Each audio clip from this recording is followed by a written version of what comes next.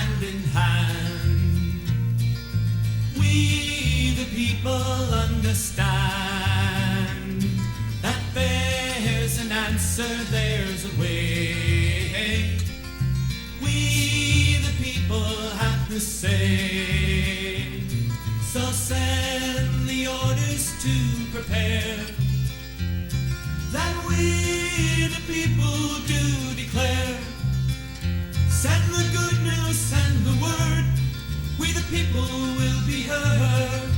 We the people everywhere. Welcome to DN News in Review. I'm your host, Lou Ismay. In the news, consumers are guinea pigs. Ralph is speaking up again. There are Muslim Americans who are doing something unusual. And Jim Crow is back in the classrooms. Consumers as guinea pigs. Vermont. Genetically modified organisms will be on display on all products, food products, beginning in July 2016. Signed into legislation. Vermont is the only state the first state to put it into effect. There are about 28, 29 other states that have legislation either passed or pending, depending on the circumstances. But Vermont is the first, actually. Genetically modified foods, and why are they apparently dangerous? Monsanto Chemical has a very effective product, Roundup. It kills all of the weeds, but the genetically modified foods continue to thrive. So the foods contain some of the poisons in Roundup, and that's how they get into the human body. Apparently, some of these chemicals cross the placenta, get into the fetus. We become sick. Some people get cancer and other illnesses. So genetically modified foods are still permitted in the United States, where in other parts of the world they are forbidden. Why is that?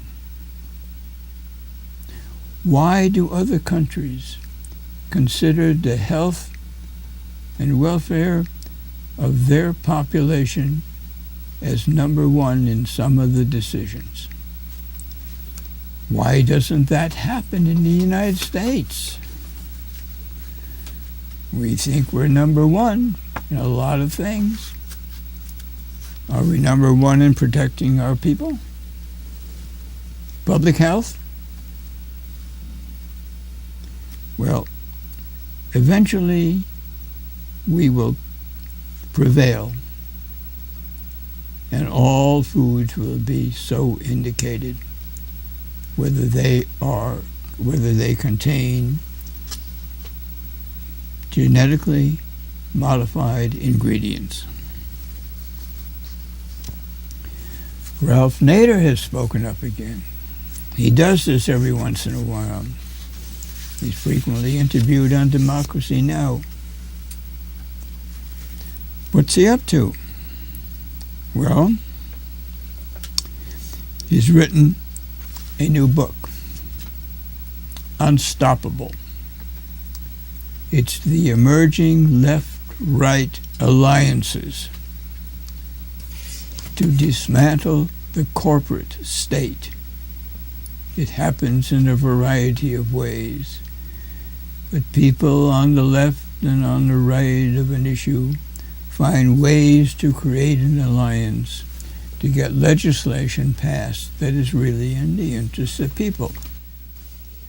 So we might want to be a bit fair. As a matter of fact, we all might want to be aware of this and participate if we feel it's important to do so.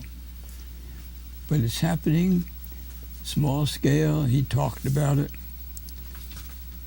He also talked about the GM recall, the General Motors recall, and how he's been a free consultant to the auto industry, especially General Motors, over the years. Kind of brought a smile to our face. He talked about the nukes, the nuclear situation. And he talked about the TPP, the Trans-Pacific Alliance.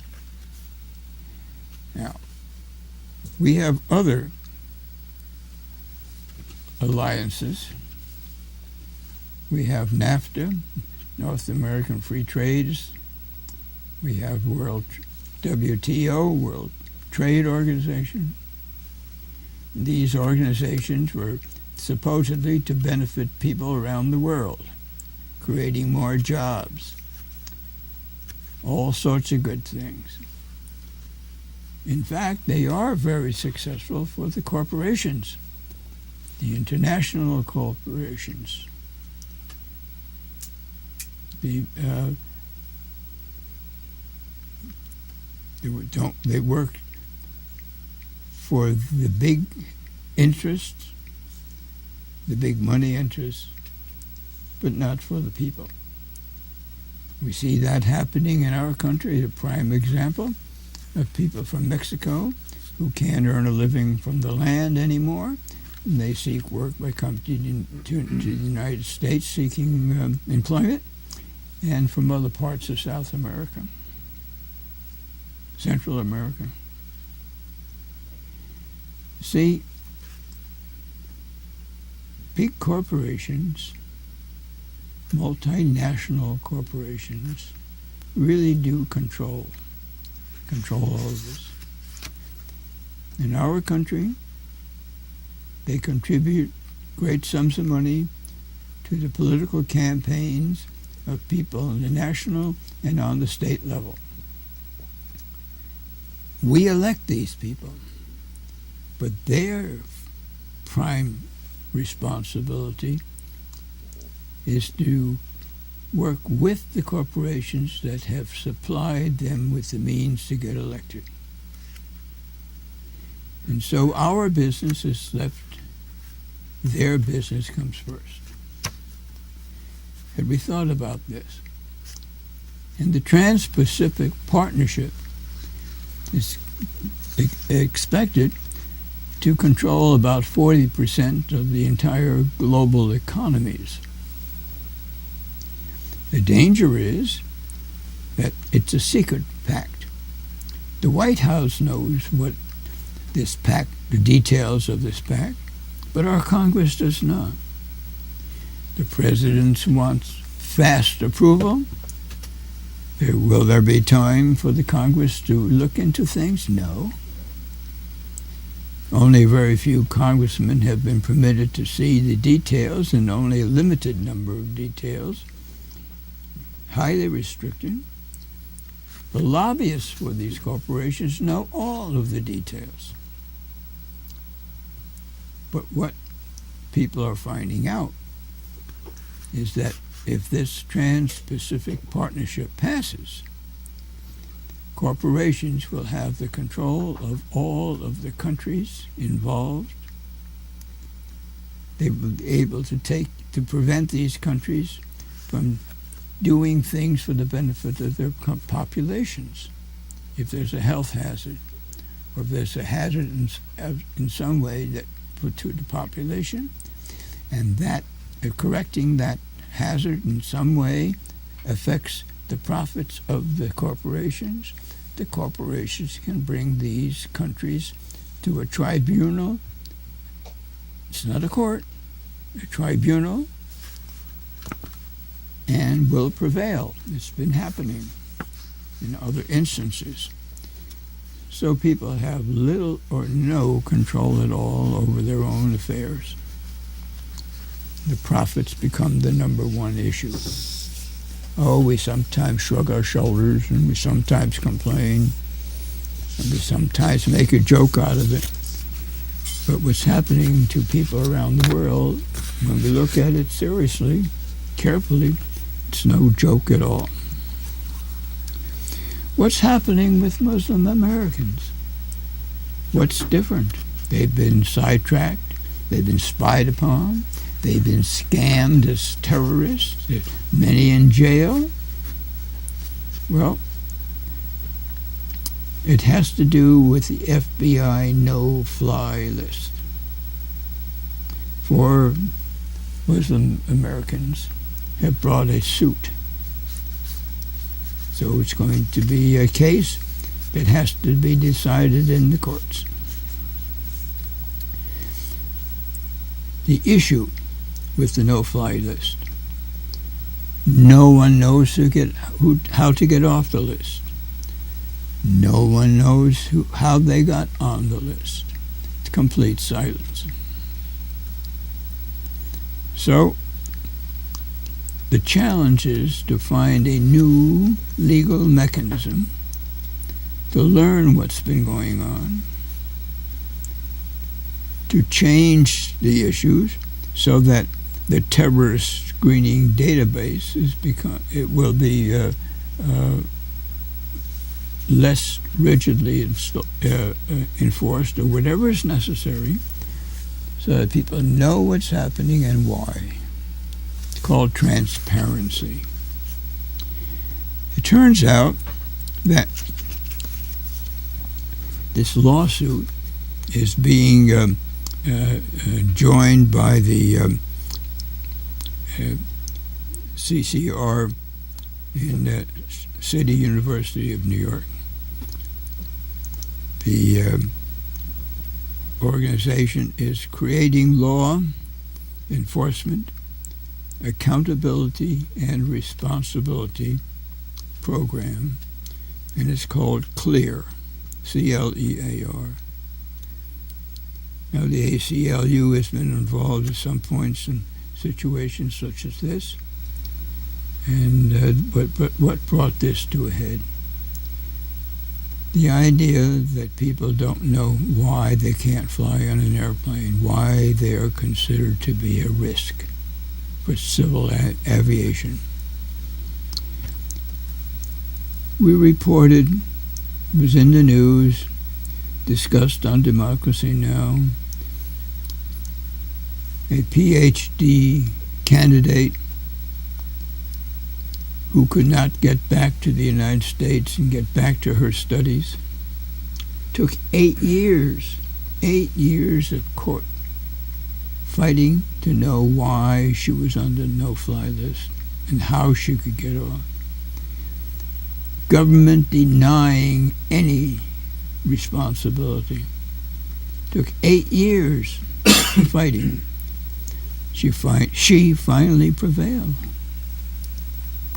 She learned, it was disclosed, that a mistake had been made.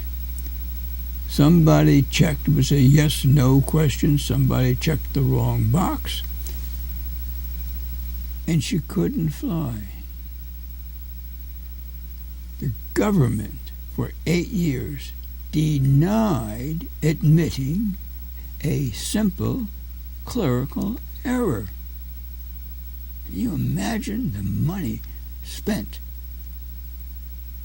Who paid for the government's costs? No need to guess. We know. The people standing there in court didn't have any money in the issue at all. Their salaries were paid by us. Another issue. One of the people in the suit went on a Hajj, which is a royal a religious pilgrimage required of Muslims. They go to their holy places in the Middle East, go through the services, a requirement. He and his mother went on a Hajj. They stopped in at Afghanistan. He married his bride in Afghanistan, spent about a month or so with her, planned to return to the United States, and found that he could not get a boarding pass. He was in Dubai. He wanted to get back to the States. That's the way it works. No warning that one is on the no-fly list, no explanations. Don't know until you get to the airport and request your boarding pass. Well, he's fighting this along with others. What can we do? What shall we do? According to the New York Times, there are 700,000 people on the no-fly list. And no one except the people on the who are part of the terrorist screening database situation. No, they may not even know, but they're the ones who are apt to know what's been going on and who puts people on a database. It could be a police officer, it could be almost anyone who makes some observation, makes some judgments, and a person's on the list. 700,000. Well, one person was able to do something to get back to the United States. He was in Puerto Rico. He's a law student. Learned that he could not fly back to the States. An American citizen, born and raised in the country. He finally flew from Puerto Rico to Mexico, and he walked across the border into the United States and back to his home. We can maybe smile at that, American ingenuity or so, but to be put through that kind of a situation, what does it tell us about what's happening to democracy in our country? Now, Jim Crow, the treatment of people of color, is still with us. It may be, actually, that the decisions of Brown versus the Board of Education in Little Rock, Arkansas, in 1954, desegregation of schools.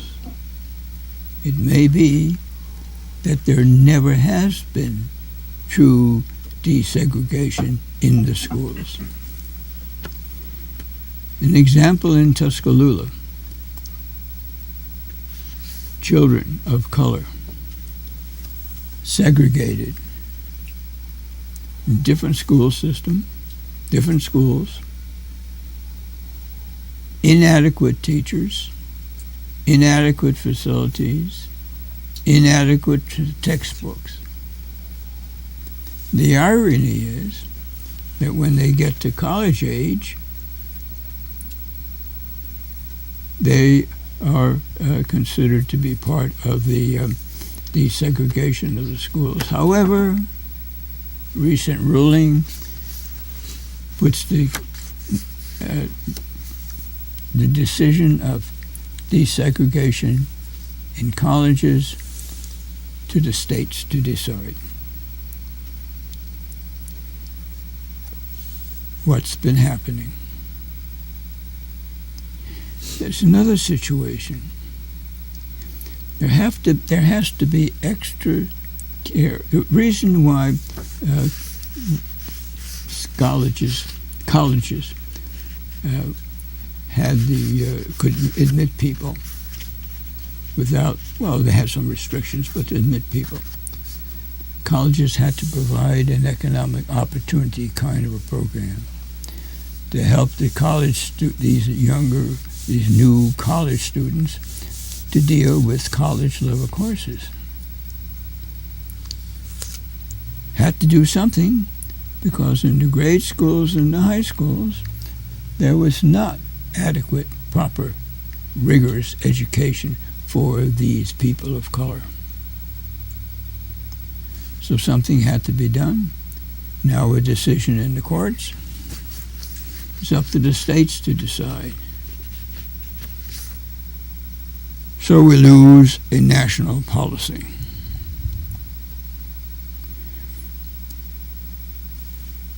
Are we aware? What shall we do? Some other news items. In the Ukraine, unrest still. When will it be resolved? Sanctions are increasing, slowly increasing on more and more individuals, people of means, some corporations. Has to be done carefully. Will it work? Or will Mr. Putin prevail? He has felt threatened. And it's been pointed out in interviews on Democracy Now! That Putin has felt threatened by NATO moving gradually to the east, extending the membership from Europe to Eastern Europe. And so Putin, feeling hemmed in,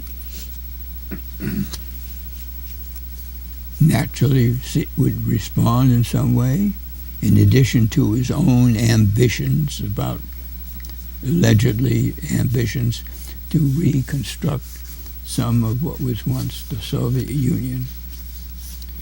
Well, it's going to be with us for a while. What shall we do? It's a tinderbox in a way. Can it be contained? Can it be all calmed down? Now, Mr. Obama spoke recently in the Philippines about the foreign policy. He mentioned that our foreign policy was usually to involve the military.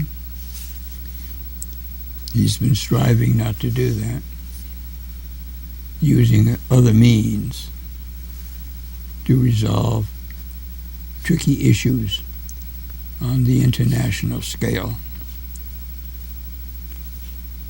Tom's River in New Jersey. Dan Fagan was awarded a Pulitzer Prize for his generic non-fiction account of what's been happening in Tom's River. And what has that been?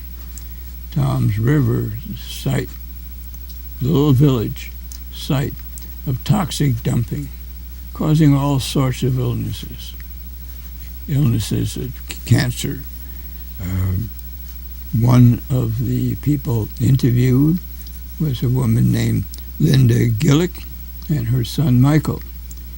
Michael was diagnosed years ago with neuroblastoma, tumor, wrapping all of his organs, growing so much pressure, it's pushing his spine through his skin.